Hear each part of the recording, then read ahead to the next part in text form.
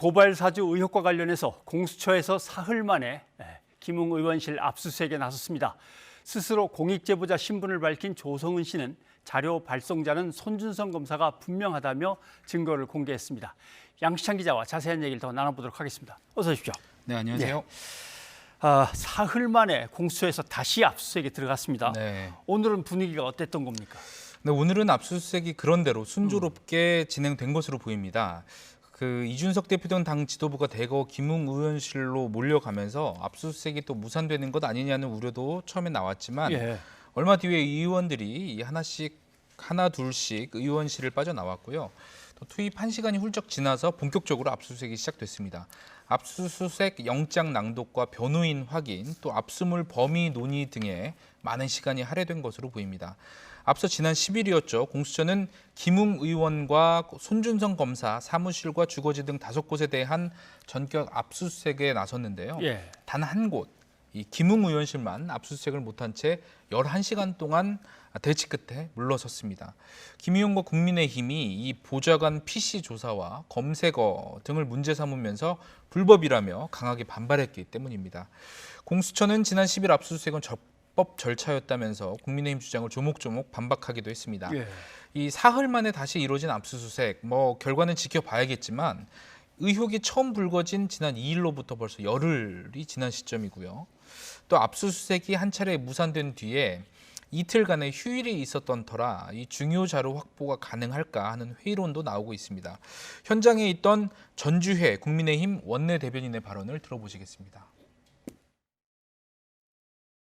프로그램을 좀 깔아야 된다 그래서 그거 좀 까는 게 시간이 걸리는 것 같고요.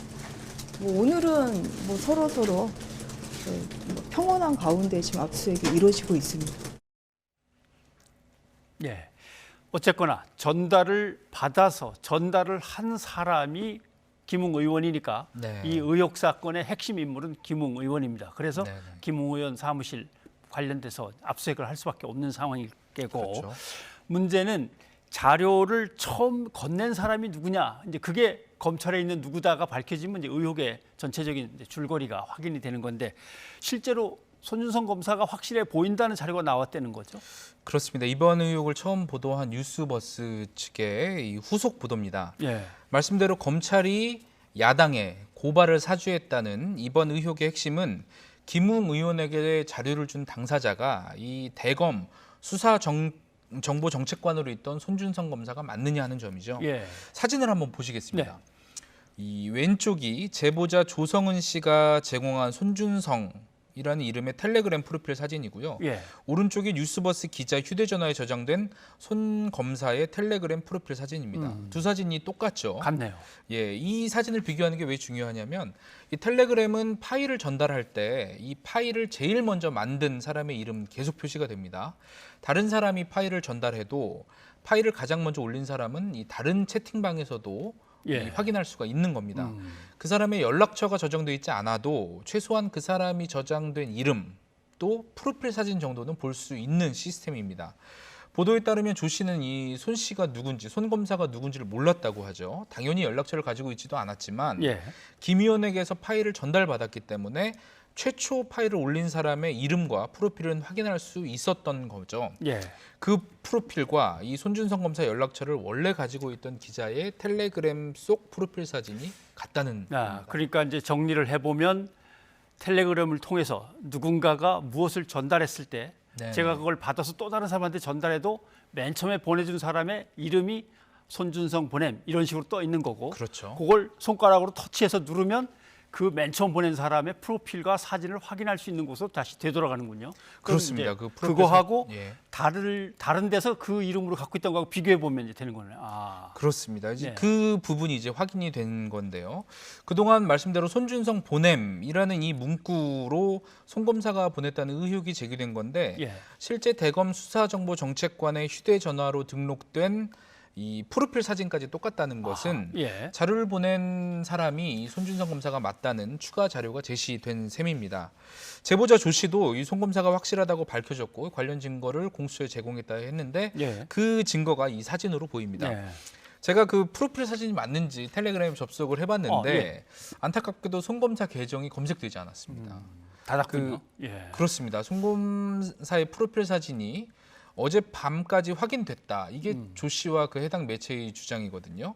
이 설명이 사실이라면 송검사는 어젯밤 늦게부터 오늘 오전 사이에 예. 어떤 이유에서인지 이 계정을 삭제한 것으로 추정됩니다. 네. 최근 뭐 자주 휴가를 냈던 송검사는 오늘도 저희가 확인해 보니까 오늘도 연차를 낸 것으로 확인됐고요. 앞서 대검찰청이 분석 결과 이 손준성 보냄이라는 표시가 조작된 흔적은 없다. 이렇게 결론을 내린 것으로 또 전해지기도 했습니다. 예. 손준성 검사라는 인물을 두고 한쪽에서는 윤 전 총장하고 상당히 가까운 측근이다라고 주장이 나왔고 한쪽 네. 또 윤캠프 쪽에서는 만난 지 4월밖에 안 되는, 같이 일한 지 4월밖에 안 되는 네. 윤 전 총장 측 사람들이 다 떠밀려 난 다음에 들어온 사람이다. 서로 이제 의견이 엇갈렸는데 오늘 대정부 질문에서 박범계 법무장관이 이거와 관련된 얘기를 한 것 같아요. 그렇습니다. 이 박 장관은 오늘 오후 국회 대정부 질의에 참석했는데요. 말씀대로 윤 전 총장과 또 송 검사의 관계를 묻는 이 더불어민주당 백혜련 의원의 질문에 예. 매우 특별한 관계다 이렇게 답을 했거든요. 한번 예. 먼저 들어보시겠습니다. 본인이 손준성 검사를 요청해다 유일하게 어떻게 보면 요청한 인사 아닙니까? 대검에서. 전임 총장과 손준성 검사와의 관계는 매우 특별한 관계였습니다. 그것을 근거할 수 있는 여러 가지가 있습니다만 지금 뭐 밝히기에는 좀 그런 것 같습니다. 네, 이 박 장관은 이 밖에 이번 사건은 검찰의 명예가 걸린 사건이고 예. 또 검찰의 정치적 중립 의무와 관련된 매우 중대한 사건이다 이렇게 네. 언급하기도 했습니다. 뭐 중대하게 보고 있다고 하니까 그만큼 엄정하게 수사하고 조사해서 결과를 내놔야겠죠. 네네. 그런데 공수처는 지금 강제 수사에 들어간 거고 대검은 이거에 대해서 이제 진상 조사를 착수하고 그렇죠. 이제 시작을 한 네네. 거고 경찰도 여기에 대해서 수사를 나선 게 있다고 해요. 그렇습니다. 서울지방경찰청 최관호 청장이 직접 밝힌 내용입니다. 예. 이 최 청장은 고발 사주 의혹과 관련해서 현재 고발 한 건, 또 고소 한 건이 들어왔고 절차에 따라서 정상적으로 수사가 진행되도록 할 것이라고 말했습니다. 예. 그 한 건씩을 보면 고발 한 건은요. 지난 3일 사법시험준비생 모임이 이번 의혹을 처음 보도한 이 뉴스버스 발행인 이진동 기자를 공직선거법상 허위사실 공표 혐의로 고발한 것을 예. 말하고요. 또 고소 한 건은 이 제보자 X로 알려진 인물이죠.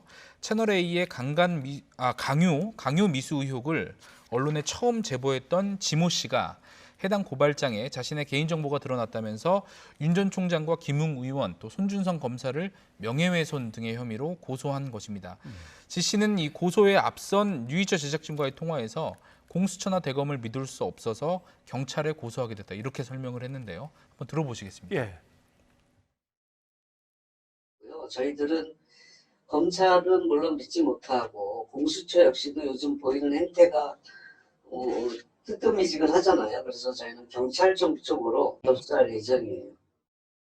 네. 이렇게 되면은 공직자 범죄수사처, 검찰, 경찰, 대한민국의 사정기관이 다 이 네. 사건에 이제 수사를 갖다 맡게 됐습니다. 물론 어떤 혐의냐, 또 대상자가 어떤 인물이냐에 따라서 이제 갈래를 갖다 정리를 좀 해야 되겠죠. 네네네. 그러면서 서로 또 도울 땐 도와야 되고 유기적인 수사를 해야 될 걸로 봅니다. 그건 좀 계속 지켜보기로 하죠. 예, 양시창 기자 수고했습니다.